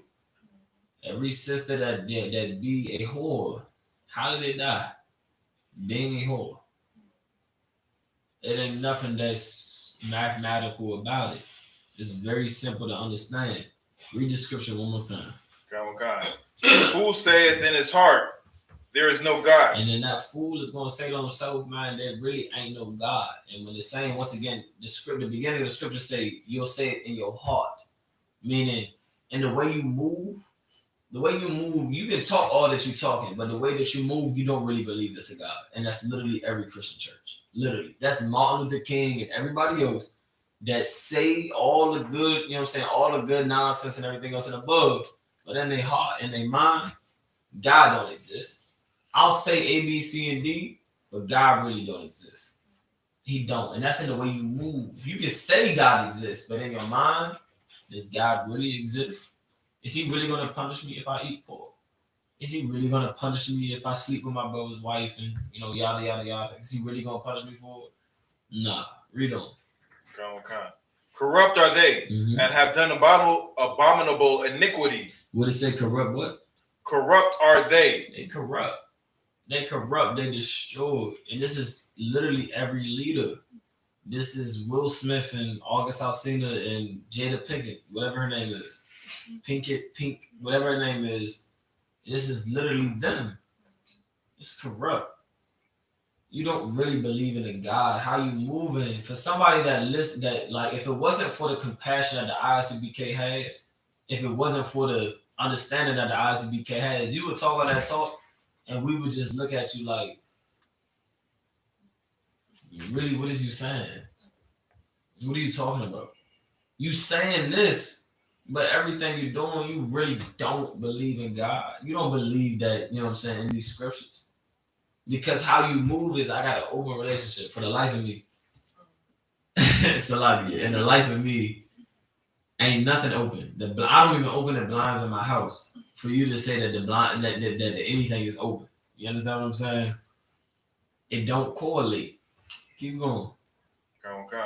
There is none that doeth good. There's none that doeth good. All of these leaders that we put above us, all these religious leaders, because this is always who we depended on. You got leaders that in different aspects, rather be the music industry or rather it be the religious industry or whatever you want to call it, that we don't look forward towards. And every single one of them, we have not truly, how do I put it? We have not truly absorbed that this leader is not leading us the way that we should go. Because you going through the same problem. Like, imagine this. When we was all in the Christian church, the same problem we asked about on week 1, we was asking about on week 20. The same problem. Ain't nothing ever was changed from it. And this law is literally meant for you to change. If you don't really grasp onto this law, how you looking to change? How you telling yourself that you really want to be different? Unless you just playing yourself, of course. But maybe that's just me. You understand what I'm saying? Give me James 4. Hold on, nah, not James 4. 1 John 2:15. Bakwash, give me that. 1 John chapter 2, verse 15. Go ahead. It's like you still didn't break the scripture down for me that What you need? What's scripture? Revelation 12:7 about the born heaven. I don't think did you still have it? Yes. Yeah, hold on. Bakwash, hold that scripture for me. 1 John 2:15. Hold on. Yes. Count. 1 John chapter 2, verse 15.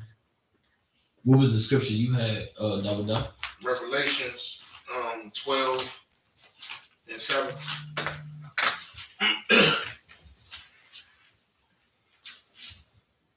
Wait 1 second.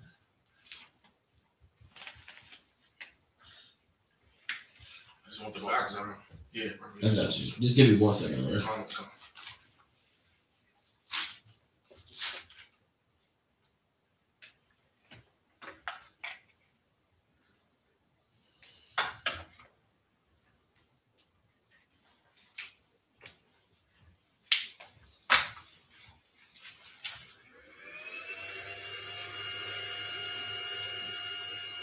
Okay. No, sir. I understand what you're talking about. You said Revelation 12 and 7, right? Come. All right. First of all, once again, you want to understand what heaven means. Before we break it down, you want to understand what heaven means. Right?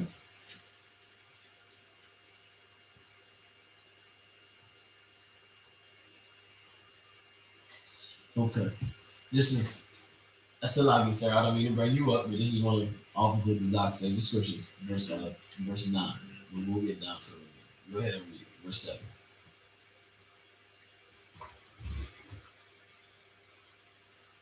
You got it, brother? Yeah, read it. Verse 7. Yeah. No, you good. Go ahead and read. Revelation chapter 12, verse 7. Mm-hmm. And there was war in heaven. Michael and his angels fought against the dragon. Now, what is the dragon? We're going to find out in the little verses down. But you understand what that dragon is. Right? We're not talking about the old serpent. We'll get to it. Don't skip ahead. When we wanted the breakdown, we're going to give you the breakdown. But you got to understand what that dragon is. We're not talking about an actual dragon. Some lizard breathing fire. We're not talking about that. Go ahead, keep going. And the dragon fought and his angels. We understand that a war is going on, right? This dragon is fighting against the angels. Who are the angels? Michael and Gabriel. And which are the angels of who? The Most High. Okay, so this is the Lord coming back. This is talking about when it's about to go down, right? Go ahead. And prevailed not. Neither was their place found any more in heaven. And now I'm not going to just glide over that. You understand? I'm going to break that down for you now. You understand what I'm saying? They what? They what? And prevailed not. They did what? Prevailed not. For the first time, this dragon ain't winning. For the first time, this dragon is getting a taste of its own medicine. And just a small glimpse. Because this ain't really what it's true as a nation, what they're going to go through. But I don't want to give it away too much. Read it from verse 8 from the top. And prevailed not. Neither was their place found any more in heaven. What is the heavens again? In high authority. I'll take it. In high authority, was they place not taken again? Go ahead, of course. I was going to say the government. The government, them high authorities, them ranks, their place was not taken no more. In other words, this dragon did not have that supremacy that they once had. Right. All right, keep going. We're going to get to it right now. And once again, Officer Kazak's one of the favorite scriptures. I'm sorry I had to point you out, sir, but I got to. Verse 9. And the great dragon was cast out, that old serpent. Hold on. Read that from the top one more time. And the great dragon was cast out, that old serpent. Break that down for me. When it says that great dragon and when it says that old serpent, where is that referring to, that old serpent? The serpent from the story in Genesis with Adam and Eve that beguiled Eve to beguile her, Adam. And that serpent, it ain't talking about no literal snake, no. Come. This is talking about a man. This is talking about a man that carries on this spirit of a snake. You understand? A serpent and so much, right? Come. Keep reading on. Called the devil. Called the what? The devil. The what? The devil. Keep going. And Satan. What? And Satan. One more time. And Satan. Keep going. Which deceiveth the whole world. Now, what does it mean to be called a devil? Anybody that knows? Sisters, any of y'all know what it means to be called a devil? What is this? Deceitful. A deceitful or the deceiver. Now, you have many. I want to make a sidebar. I'm going to finish breaking down the scripture for you. But the sidebar for you. Right? You have many Sambo Negroes that say, well, black people, a lot of black people too. It means something to be called. Like, in the hood, like somebody would call you that nigga. Like, you that nigga. Like, yeah, we've lied to each other. But it means something to be called the liar. It means something to be called this and, so forth. This serpent was the deceiver. What's the devil? This was the one that just, you can't trust nothing that come out of his mouth because it's always meant to benefit that person or that nation, right? Read it from the top. Verse 9.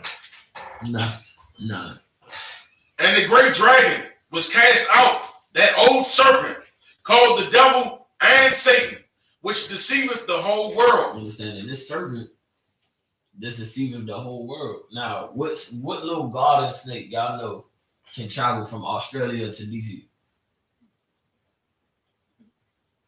None. I'm not sure of any either. Ain't no garden snake that can make it from DC to Australia and everything else and above. This is not talking about an actual snake. This is talking about a characteristic of somebody that has a snake. You are literally calling them the devil. You're literally calling them a liar. I don't know if you've ever known anybody in life that they just lied about everything. Just everything. It's just whatever it is that they say is just like, why? At this point, you're known as a liar. Why continue to lie? Go ahead. I have a question. Okay, so in this sense, right, how is the word world being used? Where we at? Verse 9. It's saying, which is see the whole world. Now, what is world? I know you're asking me, but I'm asking you. Age of society. Okay. So when it's talking about deceiving the whole world by definition is age of society, as you said, that's 100% correct. So when it says deceiveth the whole world, meaning they deceive what? This whole society. Anybody that's a part of the American culture and you're not in the truth, you are deceived. Whether you want to believe it or not. Rather be Colin Kaepernick that took a lead, you know what I'm saying, which most celebrities would not do, risk their whole fortune, you know what I'm saying, for the conditions of blacks and Hispanics. That's very good. But however, in some way, shape, or form, if you're not in the truth, you deceived in some way, shape, or form. You can be on it. You can be on it. You ever heard somebody say you on it, but bring me home? You ever heard one of the brothers say that? Like, you on it, but bringing it home is big in these seats. Bringing it home is enduring. You understand what I'm saying? That's what bringing it home is, as far as in this context, right? So the world part, this serpent, this snake, has deceived the eyes of what we see every single day. They've led you to believe that you are my enemy, and I'm your enemy. They've led me to believe that you trying to make it come up off me.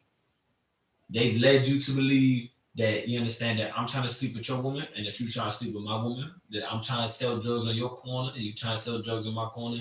They've led you to believe that though we share the same blood, you my enemy. You was somebody that I can never love as myself.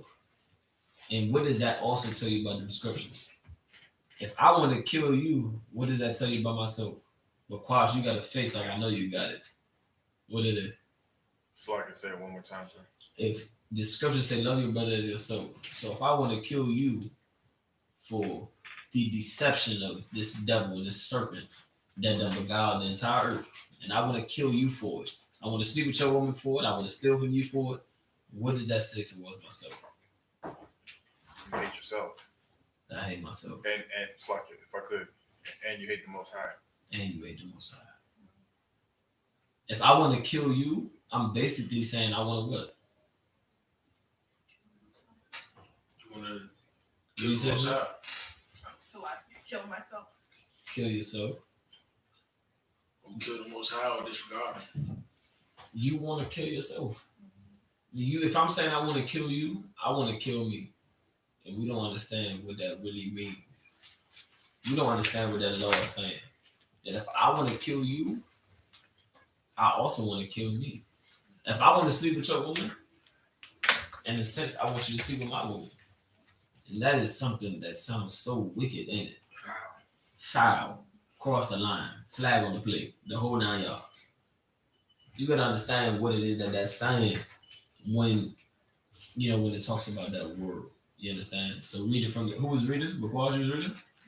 Dawid was reading? Verse 9, one more time. And the great dragon was cast out, that old serpent. Now, once again, you gotta understand that this ain't no just pop-up magic, pop-up or whatever. Like, this is something that's the old serpent, as the brother said back in Genesis. This serpent done been doing its job as a serpent forever. Right? Go ahead, Dawid. Was cast out, that old serpent called the devil and Satan, which deceived the whole world. Good. He was cast out into the earth. He was cast out into the earth, which is what it is that we stand on the earth, right? This devil was cast out on the earth. Now we talking about this devil. I want y'all to walk with me for a second. What does it mean by this serpent that was cast out on the earth, that did deceive, that lied about everything? This is the spirit, right? This is more so now it's getting on to the spirit of this devil. The spirit of this devil is what the brother just said, that he was cast out into the earth. So now this spirit is on the earth and this people. You have a lot of devils, a lot of Esau that don't think that they're devil. For the life of me, they'll think that they're so much different, but not understanding, like, okay, how do I put it? You're different in a sense, if whatever way that you want to look at it, but you'll never detach yourself from being Esau. You'll never detach yourself from being a deceiver of the earth, even if you were in the regards. And what I mean right now is the Esau and our oppressor that's standing right next to you in the Black Lives Matter marches. They're the same ones that think that they're different from this devil, but however, they're the exact same. They're the exact same. They can say Black Lives Matter, but at the end of the day, they only standing next to you because what? They don't want you to overpower. They don't want you to think that they're the same as the other ones. They don't want you to think that, but them alone saying that they're not as the same as the other ones, just them being next to you is saying that they're the other ones. Just because they're next to you, because they're telling you, listen, I'm not like the other ones that don't think your life matters. I'm standing here with you and I'm holding this sign saying Black Lives Matter, right? But in me holding this sign, and me being Esau, or me being a nation of people that's over you, you'll never look at me as being like them. So you will have no talking with me. I'm holding Black Lives Matter too. All of my children say Black Lives Matters. But it's like that's a whole nother level of deceitfulness. it's a level that in Ecclesiastic is Salaki, if I may. I can't use the rest. No sweat, go ahead. If I may, in Ecclesiasticus, we brought out before that glass window, when that glass window wiped over, that's the only way you're gonna be able to see that level of deceitfulness. That's the only way you're gonna be able to see that person that's standing next to you saying Black Lives Matter and we all marching for equality. I'm Esau, I'm an oppressor, I'm this nation that made it successfully and across this earth. The only way you're gonna see that person that's standing next to you saying Black Lives Matter and equality, how the hell are you standing for equality next to the same person that you're not equal to? What sense does that make? You fighting for equality and fighting for your life to matter from a race of people that have made it known that your life does not matter to them. But it's like, I know you use back. Go ahead. I'm gonna say, it's like they move differently than the other kind, like the rest of white people or the oppressors, but their spirit is the same. And another thing, yeah, you can hold a sign that says Black Lives Matter, but you won't give your position in life to nobody that's black. Yeah. You won't trade places with them. Yeah. Everybody want to be black. Nobody gonna be black. Right. Everybody want to be Rock and Quash and Dawadon. Forget because I got mine. So like, everybody want to be us, but don't nobody want to go through what we go through. You understand? Don't nobody want to go through that. So like, let me use this person. Go ahead, Rock.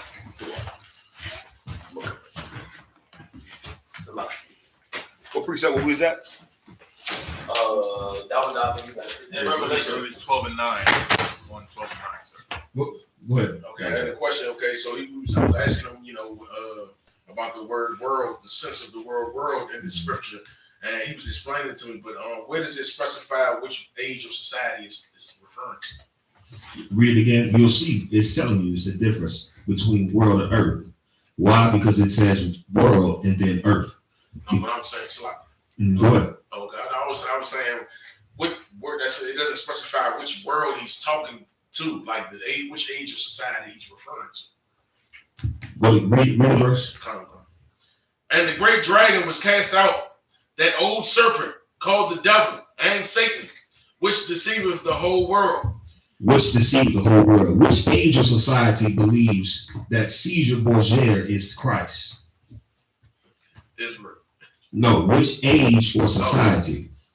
Then or right now? Then or right now? Yeah.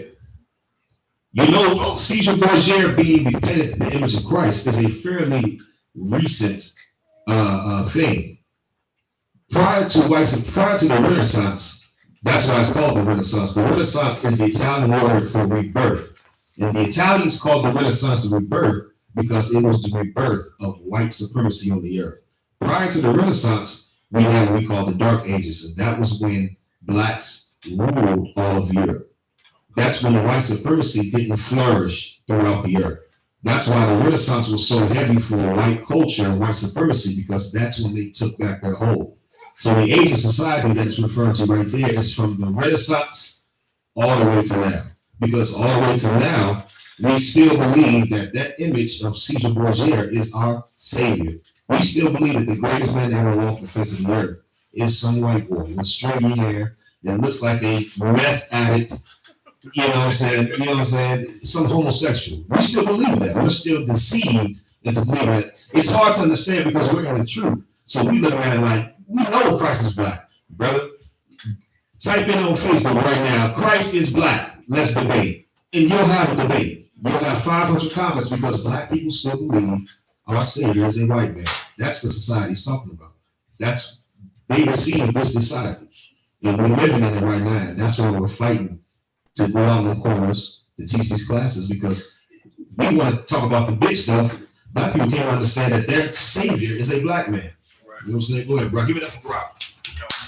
Hey, y'all give a hand to that preaching all the time. Salaki, I'm gonna use his saying, dropping the heavy. You know what I mean? Dropping the heavy for sure. Where was he at? Somebody come here. Revelations 12 and 9. Mm-hmm. The last part that he left off. Okay, he was just breaking down which age of society it was referring to and how we know which one it is. Mm-hmm. And my next question to that was going to say, how do you know? Hold on, before we get on to your next question, if I may, how do you know which age of society it is? Is it a scripture? For the people that are still deceived at this time and age. Anybody else?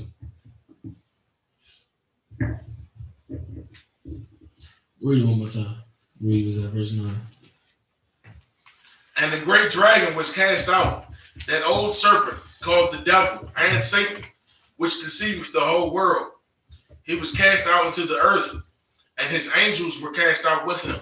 You understand? Listen, when it's talking about these devils, man, you gotta understand what it means by you. For you to refer to what it is that what society or age they're referring to, you just look at the deception that's going on. America, I would say, them put it onto the word. What's that word? Propaganda. They don't put it on to propaganda if it's just a deception. I don't know how many black people before you even became known to the truth, all of us were still saying like the news only say but 3 out of 10. Ain't nobody talking about your homeboy Jerome that just got, you know what I'm saying, did away with and around the corner. Ain't nobody talking about that. The news is talking about A, B, C, and D. The news only say but so much. It's a deception that goes on within our oppressor that does not bring out the truth.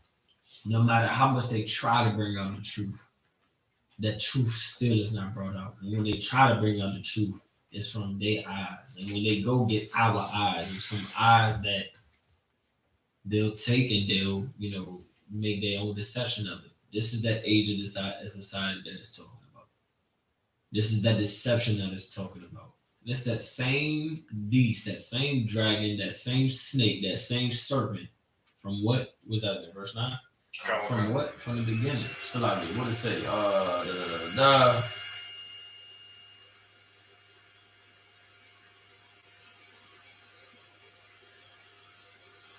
When it says that old serpent.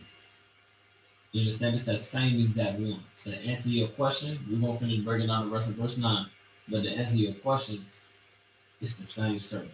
whoever, when he says that same devil, first of all, if he's on the aspect of some cartoon with red horns, you gotta understand it. When have you ever seen, such? When? Ever. And I'm sure you would love to meet him, being that the devil that you actually came in contact with, that's the scripture is talking about. I'm sure you would rather that devil with horns and a pitchfork and a tail and fire. I'm sure you'd rather him than dealing with the actual nation of people that the scripture is talking about. Keep reading on verse 9. Read it from the top of verse 9. And the great dragon was cast out, an old serpent called the devil and Satan, which deceiveth the whole world. He was cast out into the earth, and his angels were cast out with him. You understand? Like, this is helping you understand that not only is this scripture referring to our oppressor, right? But it's also referring to Satan himself. You know what I'm saying? That they're going to and fro. That's giving a report to the Most High, right? But it's also referring to that when it says, and his angels was cast out with him. The Satan himself was not against the Lord. Like the Satan himself, him being against the Lord is not fulfilling the position of being Satan. You understand? He's not fulfilling that if he wasn't doing so. He's going to and fro, giving a Lord a report to say is thou or thou what he says he is. It's Bakwash what he says he is. It's Kazak Ahmad what he says he is. It's Barak what he says he is. That's what he's doing to see if you really about what you say you about. That's what he's doing, and he giving that report right. One-way mail, what Amazon call it, prime shipping or something like that. One-way mail, first day shipping, no wait. He going to and fro consistently, doing exactly what that scripture is saying, and his angels was cast out with him, meaning this. Saying when you go out there and he coming, you got many different demons. Like, I didn't understand fully until Jedi Muhammad had broken down and helped you understand, like, how deep is that demon? Like, how deep is demons? You got all types of demons. Damn near everything is a demon that's not having to do with the righteousness and the spirit of this law, right? You got all types of demons that's really, when you sitting in class, that very seat you sitting in, some demon, the very seat that you sitting in. Just because you sitting in here, shield is you sticking with these law, statute, commandment. That's the shield. The shield is you following orders. That's the shield. But just because you up in here in a metal chair, that ain't the shield. A pastor will think because he puts on that robe